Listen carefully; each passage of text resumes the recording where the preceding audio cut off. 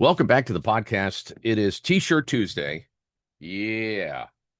Now, you rock and roll people, you know what song this is based on one of my faves. I got to tell you, I don't wear this out in public as much because we've we've talked about this before. I don't like to make people feel uncomfortable. I would rather make someone laugh than feel uncomfortable. So, and some of the best responses on some of the t-shirts. One of my favorite shirts is the one that says "Shut up, commie." Uh, Not that it matters if I get a good response or not, because I have some stuff that I have a shirt that says "FUCK censorship," and then the C's kind of scratched out, and that makes people a little uncomfortable. But as far as this, like I would never wear this to. Obviously, I wouldn't wear this to a speaking engagement or a school or gun range. Yes. Friend's house. Yes. Conservative picnic, yes. But I do like this shirt. And the reason I'm wearing it today is for a couple reasons. First of all, before I forget, I posted, it is September 30th, T shirt Tuesday, the last day of September, the last T shirt Tuesday of September 2025. And I watched this morning live and then I posted it. It might still be in a live feed, but I connected it to subscribestar.com. Pete Hegseth, Secretary of Defense, or is is his official title now Secretary of War? I don't know because they call it the War Department. I'm not sure, but it was one of the best speeches I've ever seen. I was so energized by it, and I'd love to get your thoughts if you're an active member of the military or a veteran. I really enjoyed it. I thought it was what we needed. I think this was the part of Hegseth that we were waiting for because he gets slammed so much in the media. And it kind of reminds me of the way Trump is packaged by the media.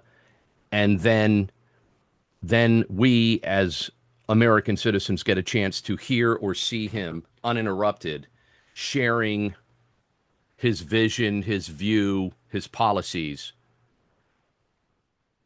And then there's this readjustment like, oh, okay. So Pete Hegseth is not what ABC News calls him, or President Trump is not what MSNBC or NPR says, which is great. So if you have an opportunity, watch that. I'm sure what they're going to do is because the president hasn't spoken yet. It's only 15 minutes after 9 East Coast time in my bunker an hour northwest of Philadelphia in Pennsylvania, the Ken Matthews Media Bunker, which is still holding together. It hasn't been penetrated by rain or mice. Um, anyway, so that's a big deal today, and I didn't want to start going into playing back pieces and analyzing it because it's not done yet. The president still has to speak, but I really want to get your feedback on it as a civilian or in the military. Again, being not in the military, I don't know how that resonated. It certainly resonated for me. And he had a lot of great lines like beards are not allowed anymore, which I think is a great idea because that's to me what a uniform is. It's uniformity. And he said, no more beardos, no more fat warriors. I mean, he was was good. And the media is going to cherry pick all the stuff about, DEI and all this stuff. And they're going to, but again, I encourage people to, the media will do what it always does, and people will do what they always do. A lot of people just, they look at a little sliver or a little part of something and then they make a judgment. So I enjoyed it. I watched the whole thing live and I just posted it for you. I'm sure there's going to be review of it over the next couple of days. I'll talk more about it tomorrow. The reason I'm wearing the gun shirt is, well, first of all, the other reason I'm careful because there's so many shootings and obviously, I mean, we just had two separate shootings in Michigan and Florida. and both were veterans. I believe both were Marines, obviously with some issues. I think I did I say Florida? I didn't mean Florida. I meant North. Was it North Carolina? I think it was North Carolina. I said Florida. I didn't mean Florida. So with Michigan, right? The Michigan guy went into the church, uh, the LDS church, and lit it on fire and shot a bunch of people. And then in North Carolina, there was a waterfront bar or lounge, and people were at a concert, and the Marine came up in a boat and shot people. So that's all very dark. It's another reason I'm careful about how I present the whole pro gun thing, because I don't want you, my audience, to get the wrong impression. I don't think you will. You know I'm very pro Second Amendment. You know I'm not pro violence. So there's a difference. But because it's T-shirt Tuesday, and putting the violence aside, putting the criminality aside, there have been a lot of good pro Second Amendment things happening in the last few months. So it's very interesting. The Supreme Court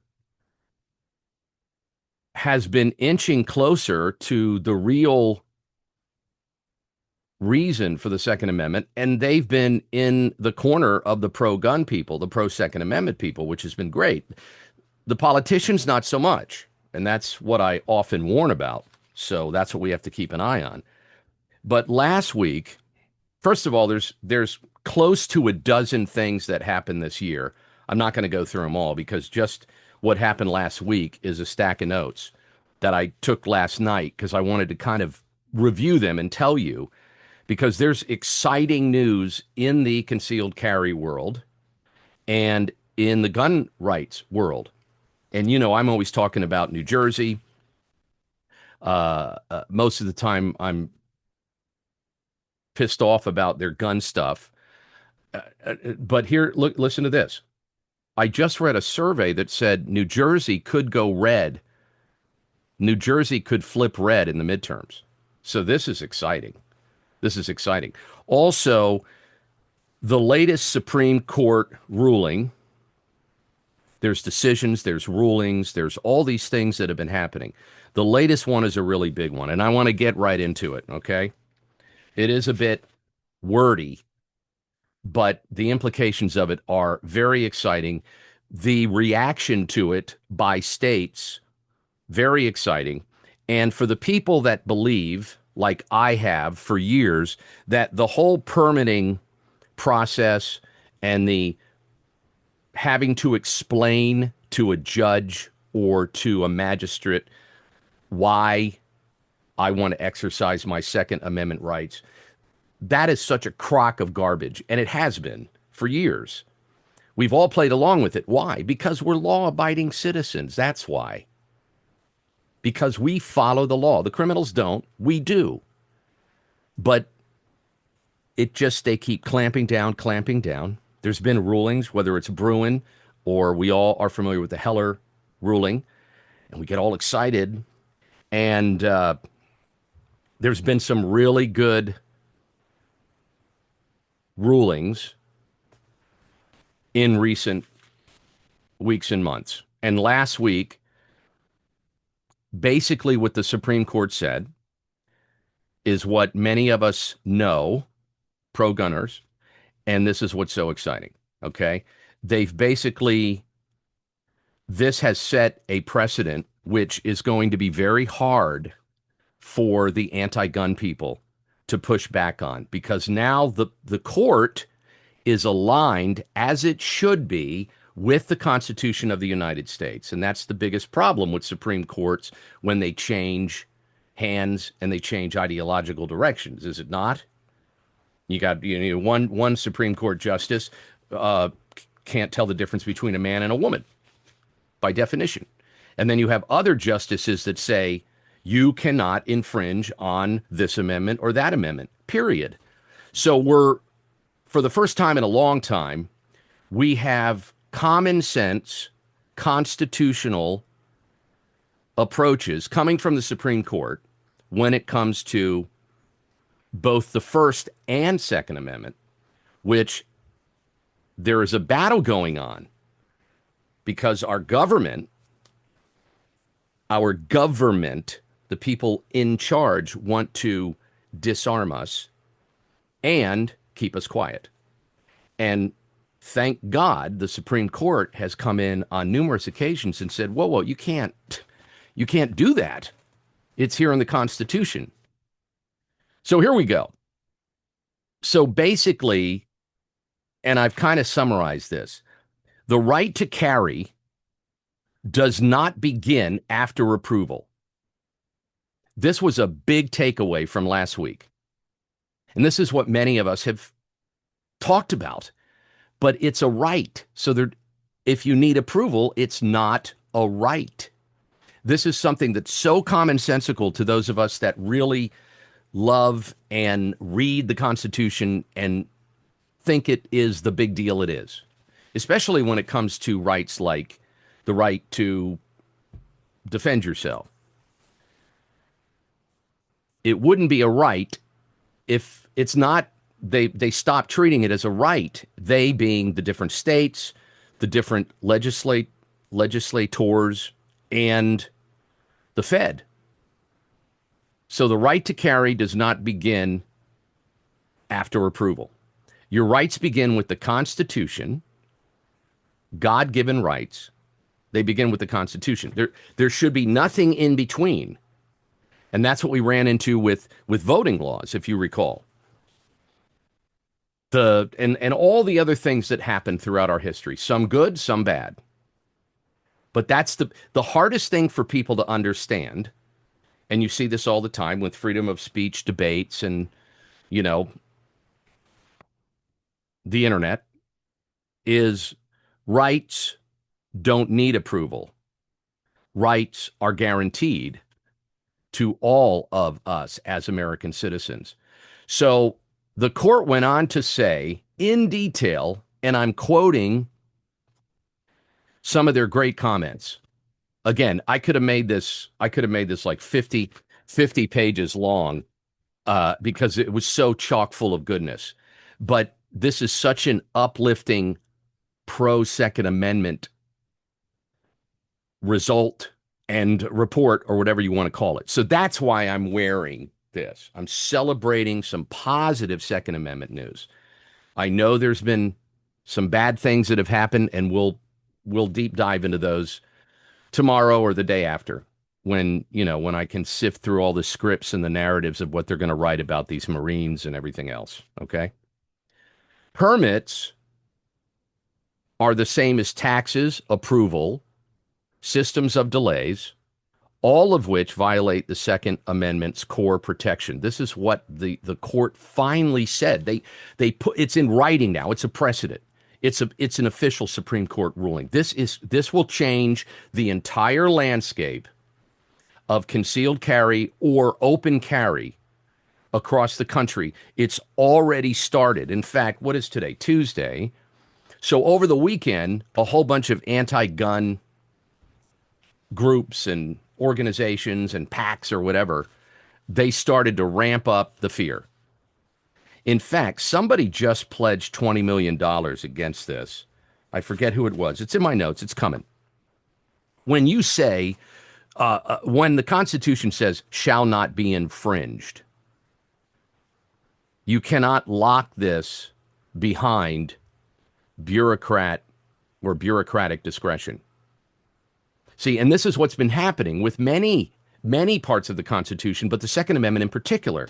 You can tell I'm excited about this because this is what we've had this discussion for years. I've had this discussion on the radio, in debates, on stage, that you can't do this. It's a right. You can't tax a right. You can't set up an approval system. You cannot say, like they've done in New Jersey for years. And I've told the story before where I had to explain, well, what do you want a gun for? Why do you want to carry in the state? And I explained to protect my family, and they being a judge and or in one particular case, a state cop, to protect your family. That was the response. And they went on to tell me, this is probably almost 20 years ago, okay? And to see this now is very exciting because this is basically what I was trying to explain to them. But, I'm just a voter. And they said, if you had, do you have anything of value that you're transporting in our state? And I said, yeah, my two little boys and my wife. Well, yeah, I understand that. But I mean, are you transporting large amounts of cash or, what did they say? Valuable stones. Is that what there was something else like jewelry. If you're a jeweler, you can also apply for a, isn't that interesting? That is fascinating to me. That in the blue state, hopefully formerly blue soon, if you have money or you have jewelry or something else of value, gold bars, maybe you're a gold broker, well, then you can carry a gun to protect yourself. But if you want to keep your kids from getting taken or protect your wife or whatever, you can't. It's just fascinating to me and they're open about it. They're open about it. They told me, well, that's not enough. I mean, if you had something of value that you were transporting or selling, it would be different. So taxes, just like permits and any approval system, and this is the best. This is the best part. The Supreme Court said, if you delay someone's right to carry, like, these approvals across the states, like in New York. New York's a joke with this. And New York City's an even bigger joke. New Jersey, same thing. Illinois, all across the country, they do this. Well, we should get back to you in 7 months or 8 months, and that is a violation of your rights. Shall not be infringed. And the court went into detail and explained this. You're infringing on my right if you say, I know you're here to exercise your Second Amendment right, so I tell you what, hopefully in the spring we can get to it. That's bullcrap. So this is why this ruling from last week rather, but there's been about 7 or 8 different rulings. Maybe I can either post them or I can go over them. But little tiny things that have been moving toward this. We were excited about Heller and we were excited about Bruin. And we're moving toward it. But they never actually said things like there should be no geographic limitation on the Second Amendment, which they now have said. Meaning it doesn't matter if you're in Illinois or Atlanta. It's a Second Amendment right. It cannot be infringed with a delay. Now, here's the other part that's really exciting. The Department of Justice, the DOJ, actually quietly declined to challenge the court's discretion. So normally, if you look back at the history of this, and if you're geeky and you're looking this up all the time and letting it piss you off like I do sometimes, there was a run for a while of losing our gun rights, remember? And then it comes back, and it should have never been like this. It should have never been, well, the tide is turning, maybe it'll come back our way. It should never have had to come back our way. It's the Constitution. The fact that we had to argue and sue and get FOIAs and try to prove that, well, no, I do have a First Amendment right. I do have a Second Amendment right. But what happens is the people that want to control the country and control you, they come in and they create all this garbage to work around or backdoor this stuff.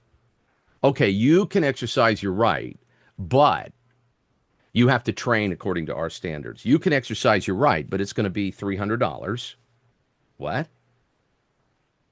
So they're doing everything they did in the Jim Crow era, with voting. They're doing the same game. Oh, you can vote, but you have to take a test. But it's my right. Well, but you have to take a test. You can vote, but you have to pay a fee. You can vote, but you have to go 13 miles out of your way. This all happened, and people were outraged, especially the left, especially liberals and progressives. But this happens every day with the Second Amendment right. People don't care. Well, now you're going to care because now it's official Supreme Court doctrine, and it's going to change the game forever. So, hats off to people that are behind and we're behind this. So this is a good thing. This is a good thing. And it's only Tuesday. The Department of Justice attorneys went on record and said that the permit systems are legally fragile. And this was something they went on record with after the Bruin decision. So they basically said, you know, you keep making people get permits. This is a right. You can't do that. It's going to come back and bite you. You delay people. You keep people from exercising their Second Amendment right. You charge them money. All this is going to come back because this is a right, and it says right there in the Constitution, shall not be infringed. The difference is that you and I used to talk about this. We know better because we actually read the Constitution. But the Supreme Court never came out and said, by the way, this Constitution has a good point. So 15 states have already joined amicus briefs supporting the shift to permitless carry. So what does this mean for constitutional carry? Constitutional carry is now and has been a federally protected right. So what blue states do is they try to work around this stuff. So blue states will restrict carry without cause. They are now legally vulnerable. So future permit laws that attempt to reintroduce permitting are likely to be struck down quickly because now the Supreme Court has said, hey, you know what all the pro-gun people have been saying about the Second Amendment and the Constitution, how it's a right? It is. So shut up and sit down. This is exciting. Who's most worried? California, New York, Illinois. California has a may issue law, meaning they may issue a right to carry permit. What is that? Think about it. Can you imagine if they did the same thing with everything else, which they've tried to do throughout history? They use this language and these different tactics. Well, we may issue it. Can you imagine if we may let you vote? What do you mean you may? It's my right. Well, you know, I don't like your attitude, but it's my right to vote. We may allow you. So that is now unconstitutional. In the law, here's the other part of it too, because I was wondering, will this be able to be reversed? And because of the precedent and this particular ruling, it cannot. So this is now carved in stone. So now the New York permit issue system has no legal leg to stand on. They can't go to another court. They can't go back to the Supreme Court. They were already shaky after the Bruin ruling. And you gun folks know the Bruin and you know Heller. I just want to talk about last week. And this was like putting jet fuel in moving a complete carry agenda, finally. And it's so funny because last month I was complaining about what's going to happen with reciprocity, and I didn't know that the Supreme Court was working on this behind the scenes. All I knew was listening to these politicians, which keep proving to be useless. But anyway, Illinois is facing a ton of lawsuits over its magazine bans, which is now, according to the Supreme Court, unconstitutional. It's a limit. It's a restriction. You can't regulate a right, restrict a right, limit a right, delay a right, charge for a right. You can't do any of this. You know it. I know it. But now the Supreme Court said, you know, this is ridiculous. They called the permit a scheme. They said you're not allowed to attach permitting schemes to a right that cannot be infringed. This is big. This is exciting. Whether you like my shirt or not. I mean, I know it's T-shirt Tuesday, and that, as you know, that's just a training. I don't put real weapons on set. Some guys do, which is cool. You know, I watch a lot of those gun shows and stuff. In the past week, lawsuits have already been filed in California challenging both carry and training requirements. See, now people are panicking because the Supreme Court said you can't make someone train. You can't charge them. You can't tell some guy who comes in, gives you all his information, which is not required, and that's the next step. The next step is, ratcheting back all this info that's needed. Hopefully that'll be soon. But again, as a law-abiding citizen, which we are, we've always played along with this. Oh, I gotta wait another few months. God, I hope it comes through. It's a right. There should be no I hope it comes through. The only thing that should delay it would be a workload. That should be the only thing. In other words, if they said, well, I'd like to give you your permit, Ken, but there's 400 ahead of you. So if you would be so kind to wait till Tuesday. It should never be, all right, well, let me get this to the New Jersey judge, and hopefully in the spring of 26, you might be able to exercise your Second Amendment right. Hopefully you don't get killed or carjacked before then. Have a nice day. Thanks for the money. Those days are over. Wow. Sheriffs in California rural counties are refusing to enforce permit checks. This Scotus ruling, Supreme Court of the United States ruling, is really the newest and most substantial weapon against state-level restrictions on guns. Because this has been the game. That has been the game, has it not? Now, in Pennsylvania, we have a great constitution. That's one thing I really love about Pennsylvania. I love its constitution, especially regarding guns. In fact, the Pennsylvania Constitution was somewhat of a template for the actual federal Constitution. We just have really crappy politicians, The gun permit industry is a billion-dollar scam that violates the U.S. Constitution. These are just some notes that I was writing. Application fees, ID renewals, mandatory training. What is this? It's my right. Red state and purple state application revenue is drying up. It immediately began to drop just in the last 10 days. This started going around the gun community, and people started reading the ruling, and they're saying, we may not even need applications anymore. As it should be. As it should be. We play along with it. I'll speak for myself.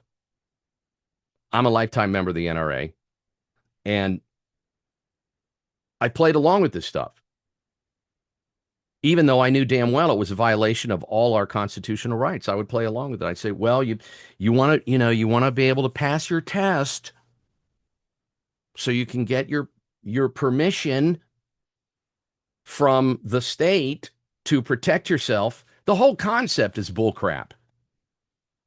This is, we were talking about this yesterday or Friday. Remember I said how there's too many good law-abiding citizens that are afraid of what's out there in the community. Rightfully so. Have you seen some of the videos? Have you seen some of this? The not only the gang violence, but mob violence. It doesn't have to be MS-13 to have 9 people at a basketball game in the parking lot beat you senseless. There's mob violence. There's gang violence. Instructors are seeing more cancellations.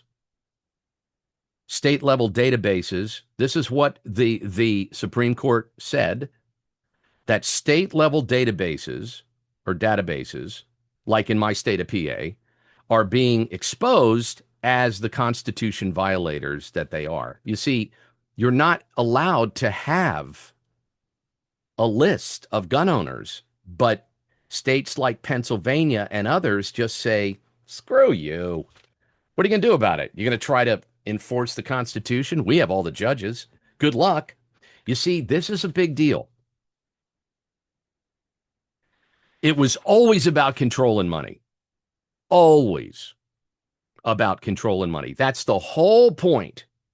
That's the whole point of statutes and regulations. That's why there's thousands and thousands and thousands of pages. And there's, what do they say now? What is it now? Over 10,000 gun laws?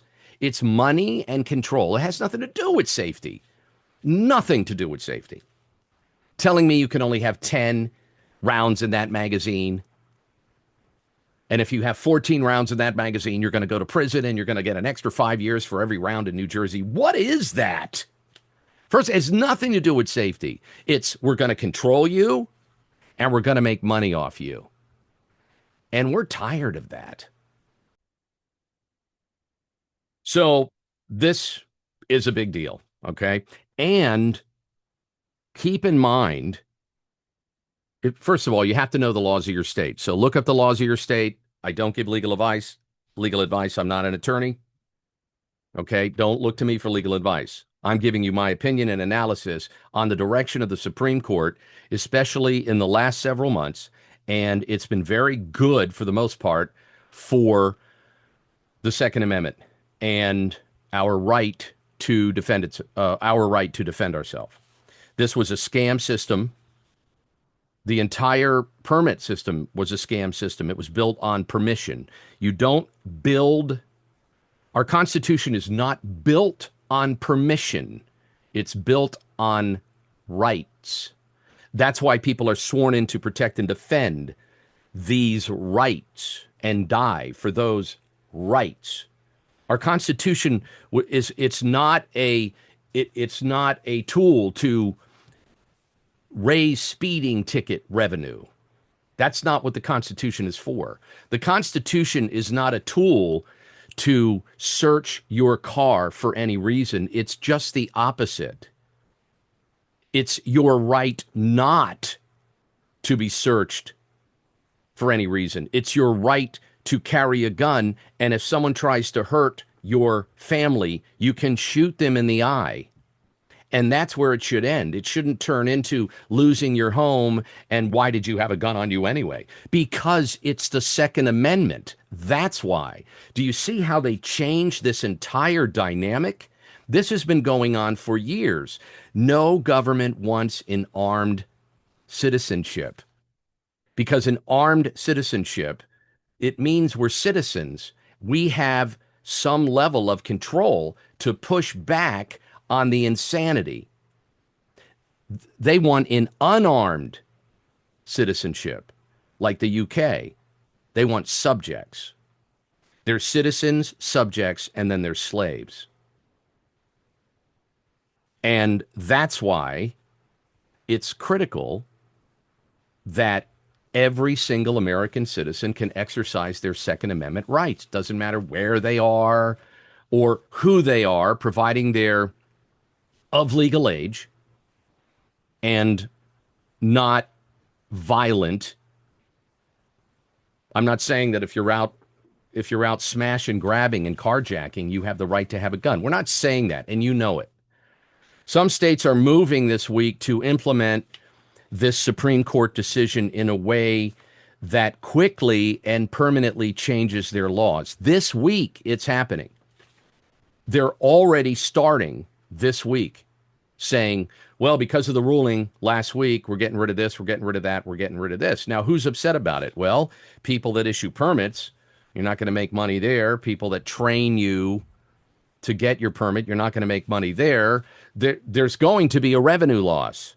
And there's also going to be, I would say, a loss of control over your population. Too bad. That's why there's a Constitution. Florida's governor ordered the elimination of concealed carry permit requirements by the end of this year. So you don't need a permit to carry concealed. That's how it should be. You know, I was raised Here we go with a short story. I just presume that if if you act like a knucklehead or if you do things bad to someone, it could be bad for you. That's how I was raised. I was just raised that way. And just like on a construction site, I I'll never forget. My dad and I were on this construction site. I think it was it's like a condo or something in Florida back in the 70s. And I took this step ladder from this guy had his tools and stuff in the corner, and I was working on my what I had to do. My dad came in and said, "Where'd you get that ladder?" I said, "Oh, it was over there in the corner." He said, "Did you ask anybody?" I said, "No, it was just sitting there." He goes, "He lost it." Because that's something you don't do on a job site. You don't just take someone's tools or borrow someone's tools. Little things like that, that people are not, they're not raised that way anymore. They're not raised that way. That, you don't mess with someone's pet. Just silly stuff like that. You don't come up and pet someone's dog unless you ask them. And now moving into humans, I'm not putting these in the same category. The last thing you do is mouth off to somebody's wife or, make their kids feel uncomfortable because someone may just punch your face in repeatedly. That's how we were raised. We were not raised that everything you just call an attorney. I was raised that if it said trespassers will be shot, I went around the property. Now we have a generation that says, "Oh, yeah, right. Like they're going to shoot me. I'll sue them." I don't want to get shot. And I didn't call the media and say, "Yeah, they said that if I trespass, I'd get shot." So that's what they said. Whose property is it? It's theirs? Then stay off it. You see, now we have an entire different system. So the exciting thing about this is it's such an infusion of common sense into the argument. I mean, this is a constitutional course correction made by Scotus. And that's what their job is. Common sense, accurate legal interpretation of our rights and these laws. Montana and Texas have passed emergency legislation to expand where constitutional carry is recognized, including previous places deemed off limits. That's another game that they play. They play that game in Pennsylvania. Oh, so you're legally carrying a gun? Well, you have to be so many yards away from this, so many yards from there, so many feet from here. And if you're driving through here, and if you have it, that's bullcrap. You're infringing on my right. Period. And we're rational people. We're law-abiding people. We're like, okay, I can understand. You don't want me, riding my mountain bike by a school if I'm armed. I mean, and I'm thinking, why do I have to understand that? I'm not a threat. Why?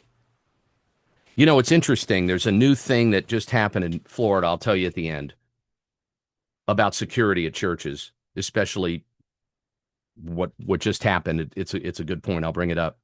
Tennessee's Attorney General issued a statewide guidance declaring all local permit requirements void under the new interpretation of the Second Amendment by Scotus.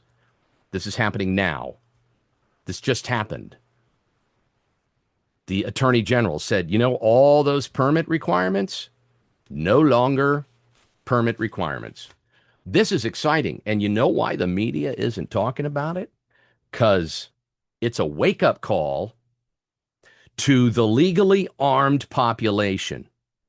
And this has been my issue for years, especially now when we turn on the TV or we're watching online and we see these brutal crimes taking place and we see people being victimized by thugs with guns or without guns. And we feel helpless. The Constitution protects us from that. The Constitution protects us from all kinds of things, like the illegal searches that took place for how many years now? The abuse by government officials.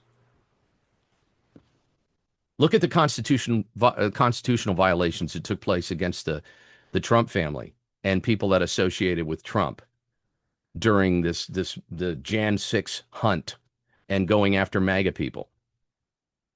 South Carolina and Alabama are now considering state constitutional amendments to reflect the new federal ruling. So they're going to add in amendments to their state constitutions that lock in protections beyond the court's current composition, which means, it doesn't matter who shows up. If someone shows up and says, I don't know the definition of a woman. Well, you don't know the definition of a bullet or a clip or a magazine or a casing either. But too bad, because we have a right to bear arms, and it shall not be infringed. So these states, all these states I just mentioned, are now preparing to hold their ground constitutionally against future attempts to infringe on our Second Amendment right. And what have I been talking about for so long? The First and Second Amendment. The First and Second Amendment. They want to shut us up and disarm us. Shut us up and disarm us. This is like a beam of light breaking through. Freedom spreads quickly when courts understand our constitutional rights. And that's true. When courts do not understand the Constitution, which you and I understand, which I quote constantly. Where is it? I was going to show it to you, but I can't find it because I've got too much great information in my library. But freedom does move quickly when courts but what have you heard for years on different talk shows and with analysts and stuff about, well, the Ninth Circuit blew that up, and then this circuit, and they call this a circus and a clown, and this judge. It's a shame that it only takes a judge or two, or an attorney general to just throw our rights out the window. And this is a sign that this is turning around. One of the biggest issues now is going to be enforcement confusion. Police and nationwide sheriffs are now in a legal limbo. So if you have a pro Second Amendment sheriff, he's going to take this and run with it. And that's why you're getting states around the country, and I don't know what your sheriff is like. I know a handful of sheriffs personally, not the current one in my county, but over the years, and they have an enormous amount of power. They have more power. They are the jurisdiction. They're the legal jurisdiction. The sheriffs have so much power, and that's why you get quote unquote permits through the sheriff. So if you have a pro Second Amendment sheriff, this is a great thing. And if you have a sheriff that somehow doesn't want to defend the Constitution, they're going to play games with this.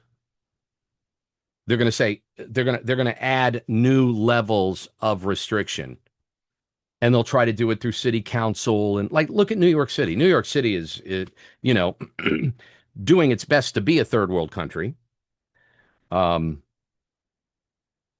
New York City stands out from the rest of New York State with gun laws and political ideology. Some departments will still require permits, even though the law just changed. So that's what they're going to say. This is causing tensions between sheriffs and state attorneys general.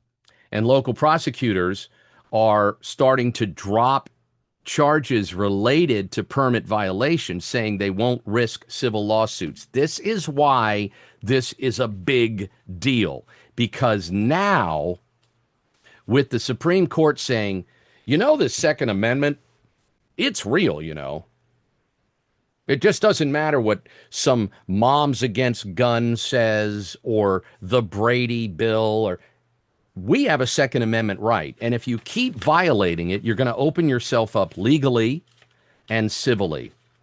This is what needed to be said by a Supreme Court, and it had to be locked in place.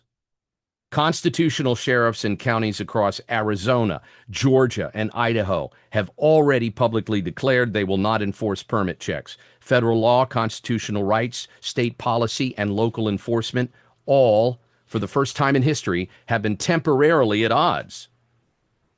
But this is good. It shows people were thinking. Now, when that happens, where do you fall back? What's your fallback position? Well, it would normally be the Supreme Court. Well, they've already spoken on it. See, that's what's exciting about this. There's no longer, well, what does the Supreme Court say? You say it's an infringement on your Second Amendment right, Ken. But what does the Supreme Court say? They say exactly that. Finally, they say that. The great news is that carry permit enforcement is collapsing. Yeah, this is an exciting time. You guys know how pro-gun I am. And I'm pro-gun for you. I think, how many times have you heard me say every law-abiding of age female should know how to use a gun to protect herself? That would cut down on a lot, wouldn't it? You don't think that would cut down on a lot of crime against women and abuse against women? Of course, gun control lobbies are melting down. Just over the weekend, they launched another propaganda campaign. There's panic fundraisers. There's gloom and doom predictions and chaos. You're going to see more panels. I'm sure this is going to be on the Sunday morning shows. If it's not already making the rounds, probably Sunday morning shows this coming weekend. I know it's only Tuesday.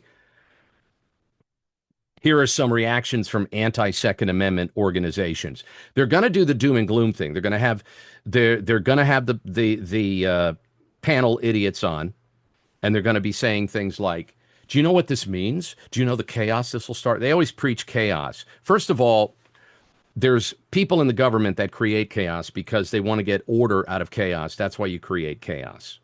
So you can come in and say, see, we've got to shut this down. We need to, you saw those 2 Marines that killed those people over the weekend. We need to take your guns. That's what they do. They don't try to solve the problem. They say, how can we leverage the problem? Again, this is a difficult thing for many people to believe that their government would do. But historically, if you read history, historically and consistently, that's what the government does. It leverages crises. It leverages problems.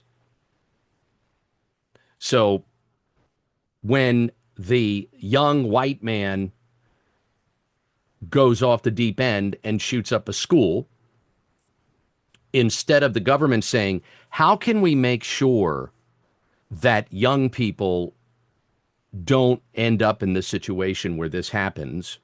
I know what we'll do. We'll regulate Ken's guns. We'll tax your guns. We'll take your ammo away. We'll do stupid stuff like you have to have an ID to buy ammo. We'll get more data on you, like a retina scan, or that has nothing to do with mentally ill, unstable young people, statistically on some type of drugs or narcotics, from a broken family, statistically warned ahead of time already. I just read an article on one of these guys that it was either Michigan or North Carolina, the shooting over the weekend. One of them had a long history with law enforcement. They knew, this guy might be going, I don't know. So again, this is every town for gun safety. They called the ruling a national disaster. See, I call it a victory.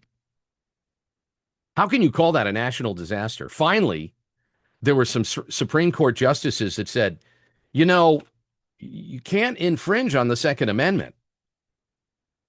And 200 million people, there's more than that own guns in the country, but we all just said, yeah, what he said.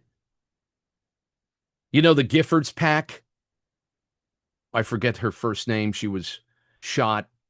I'm sorry, I forget her first name, but they just pledged $20 million to fight the decision at the state level. So that's how they're going to come in. They're going to swoop in and they're going to start this game again. The Brady United PAC, that organization, is colluding with progressive blue state governors to use new training requirements to further violate the Second Amendment. So that's the game that, see, so this is instead of stepping back and saying, wow, it is an exercisable right for all Americans, the Second Amendment, just like the First and the Fourth, just like the right to vote. No, they're going to start ramping up. So again, this is great news. It's very exciting, but keep your eye open because just like with DEI, these people are going to go down kicking and screaming. They're not going to make they're pissed. The anti-gun people are pissed. The fact that they've tried to take your gun and my gun for how many years now? Since Clinton, since before Clinton, since before the 90s, they've tried to disarm us and they just can't get it done. But they're going to continue to try. California and New York want to classify more carry zones as sensitive. These are the steps in the last several weeks that have been augmented as I've been following what's happening. And this is why this is happening. Because we have put a lot of good wins on the board. The pro-Second Amendment people, the pro-Constitution people, the pro-gunners, the people that wear shirts like this in public. Now, I might wear this to Starbucks today. I'm not sure. Again, I don't put on a shirt like this and say, oh, I can't wait to make people feel uncomfortable. I like to wear a shirt like this where people go, yeah, that's cool. I'd like to be low key. Believe it or not, I do. So California and New York are going to, and they've started, they're going to reclassify carry zones as sensitive because this makes more public areas off limits. So this is that game we're playing again where, okay, you can carry a gun, but you can't be on this street with the gun. And if you're walking by the school or if you're 32 degrees angle from the church, and if it's Sunday after 4, they're going to play these games, which is it's all an infringement. Shall not be infringed. Shall not be infringed. The only time, seriously, and hardcore constitutionalists, and maybe some libertarians would disagree with me on this, and I used to despise, and I still do, people that hunt drunk. I'm not a fan of that. Never have been. It's dangerous. I don't like it. I don't like when I'm at the range and someone shows up with their friend and maybe they're older people. Maybe they're older than me or my age. And I can smell booze on their breath and they're kind of laughing and goofing around. And I don't like that because you have the power to shoot my brains out by accident or by negligence. And I don't like it. So that would be the exception. I mean, I don't have a problem with that. If you're intoxicated with a firearm, that should be a crime. That's one thing we could agree on. Now, some people might say, well, no, that infringes. No, that doesn't, because now it's a whole different. There are things that will infringe on a right if the threat, if you're changing the threat dynamic, if you become a problem, if you're in a bar and you're packing and you've had 4 or 5 beers and you're being aggressive, now there is an issue. Now you're making it bad for everybody. So how we handle that going forward, I don't know. Would love your thoughts on it. But again, this is great news. Did you ever think you'd get this much good news on a Tuesday? None of these states' anti-Second Amendment measures can survive because of last week's ruling. So they can't, because there's no place to go. See, the lawyers would come in, the anti-gun lawyers would come in, and they would tweak and manipulate. But now the Supreme Court has finally listed all this garbage as what it is. It's garbage. It's an infringement. The whole concept of, Well, let's see. We got a lot of people here. We can't give you your right to bear arms for another 8 or 9 months. That's bullcrap. I have a right to bear arms today. Now, how will some of the blue states move on this? We're already seeing it.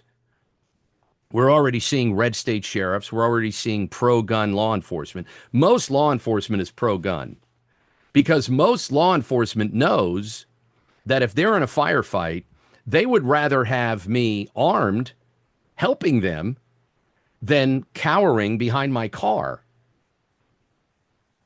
pissed off because I don't have a gun. You wonder why violent crime is so bad in some of these places? It's really simple. If people knew, if criminals knew, and this is going to be an awakening, I'm praying for criminals. And I've said this before. If more violent criminals had violence brought to them in response, it that would reduce violence. I know there's this mythology, but it is true what John Lott said, both statistically and commonsensically, more guns, less crime. If every carjacker knew that my wife might shoot his face off if he attacks, well, there'll be less carjacking. But in states where the government does not care enough about its people, like New Jersey and other places, like the city of New York, in places like that, the criminals know. They know the statistics. Well, chances are they don't have a gun. Chances are they don't have this. Chances are, so we can do whatever we want. Why? Because we have a gun. Because criminals have guns. And this has been part of it. Now, the other part of it is what so many people are in denial about. The Second Amendment's real reason, spelled out, is to protect us from our own government. Gun control lobbies and states will roll out more lawyers. So get ready for that. There'll be loopholes. They're gonna bring in new definitions. That's what they always do to try to further shut down this constitutional victory. So you're going to see a lot of this in the coming weeks. Panic, fear porn, I call it, and public safety arguments will dominate the puppet news media. So these are, again, notes I took last night. I think this is probably the biggest or one of the biggest historical shifts in constitutional gun rights. I mean, there's been numerous constitutional victories, but this has got to be one of the biggest. This is the essence of what a right is and how it cannot be infringed upon. That's the essence of it. And when the Constitution, or I'm sorry, when the Supreme Court comes out and says, if you have a permit to exercise your right, it's not a right. Now it's a privilege, or it's an action that you need a permit for, and you need permission. If you need permission, it's not a right. If you need a permit, it's not a right. If you need a fee, it's not a right. That's why there are fees and permits attached to driving, because driving a vehicle is not a right. It's a privilege. I understand that. I understand that when I agree to the terms of the privilege of driving in the state of Pennsylvania, that I have to adhere to some of those rules and regulations that frame that privilege. I can't drive around on flat tires. I can't drive around 100 miles an hour without a windshield, etc. But that's different than a right. This ruling, I think, is even bigger than Heller. Heller was 2008. That was a big Scotus ruling in 2008, which affirmed an individual's right to bear arms. But again, let's rewind for a second. Isn't it amazing that this is a constitutional right, and for decades and decades, we've been fighting to exercise it? Do you see how some people pick and choose? You'll always hear people on both sides of the aisle. They'll say, well, this is my right, and that's my right. Well, why don't we get together on the Second Amendment as a right? Why don't we agree on the Fourth and the 10th? Everybody agrees on the 5th. We should agree on the first. We can't. because nobody knows clearly the definition of a right. Because even though it's written in English, which probably a lot of people don't know, uh, in 2010, remember the McDonald ruling? It applied to the right to states through the 14th Amendment. Okay, so that's minutia I'm not going to get into, but that was a plus. And the Bruin case in 2022, and that demanded a text, history, and tradition test for all Second Amendment cases. And it should be that way. This is a right. And so as of last week, the test will be applied directly to carry permits. So this ruling is now going to be applied. And I hope people apply it. And again, this is not legal advice. I don't want you to walk into your sheriff's office today and say, I don't even need to do this. But I would call your sheriff or email your sheriff and say, are you implementing the latest Supreme Court ruling that said that fees, waiting periods, and a variety of other things that we have legally complied with because we're law-abiding people?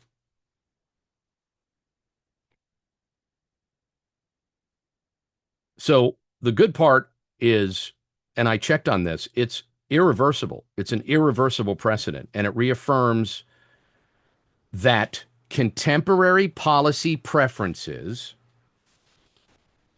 cannot override historical rights. So you look at the right to bear arms, you look at the right against being searched on your person or your property in your home, etc., without a warrant, and you look at the Fifth Amendment, the right to a grand jury, which very few people take advantage of, the right not to incriminate yourself, which people really you have to have experience, some level of experience with law enforcement to understand this, because we all, when we get nervous, we run our mouth too much, and we think that because law enforcement during a stop, they're being polite and cordial, that we're being mean or bad if we just say, I'd rather not talk right now. Oh, so you don't want to give me your ID? Oh, so what do you have, something to hide? You see, the Constitution is to protect us. And the Second Amendment victory that we had last week is a biggie. Anti-gun groups and their lawyers thought they could keep this multi-decade strategy alive, and they thought they could outlast the courts, and they can outlast the NRA, and they can outlast politicians and target politicians and scare politicians into taking our rights away. That's what lobbies do. That's what PACs do. If you don't agree with this background check, if you don't agree with the limitation on bullets, or if you don't agree with the butt stock or the barrel length, or if you don't agree on this particular thing, then we're going to say you're anti-gun and you hate the children, and we're going to target you in the election. And that should not be how our rights are regulated or controlled. They shouldn't be at all, but that should not be the game. That should not be the game. Think about if we didn't have to spend so much money and time. Think about, again, if you were able to exercise your right. You get up at 3 a.m. in the morning, there's someone in your house, they want to hurt you. You stop the action. Maybe you kill them, unfortunately. That should be the end of story. And the moral of the story the next day in the newspaper should be, stay out of people's houses at 3 a.m. in the morning if you don't belong there. Period. You try to assault a woman on her way home, she takes a gun out of her purse and she blows part of your face off. The moral of the story is, don't try to assault a woman. It shouldn't be, how dare they carry a gun? Do you see how it got flipped? You see how jacked up I'm getting now? So I'm going to have a little water.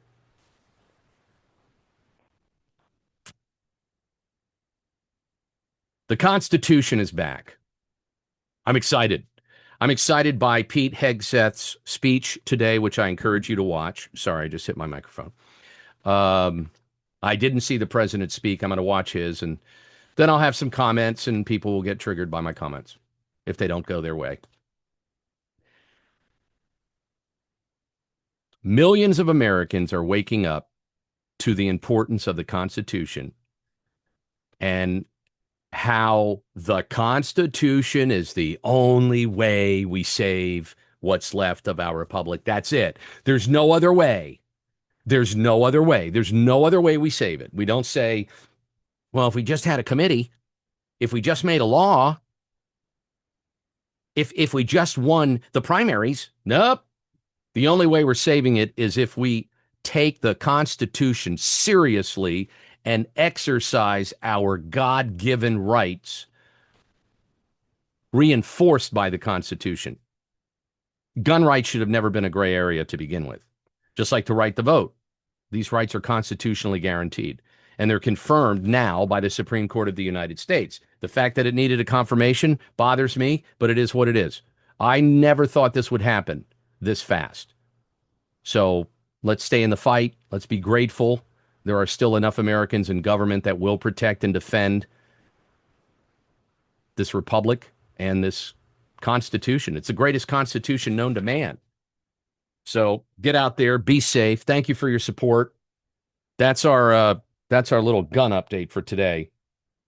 I'll see you on the next podcast. As always, again, thank you for keeping this podcast going. And as always, God bless you.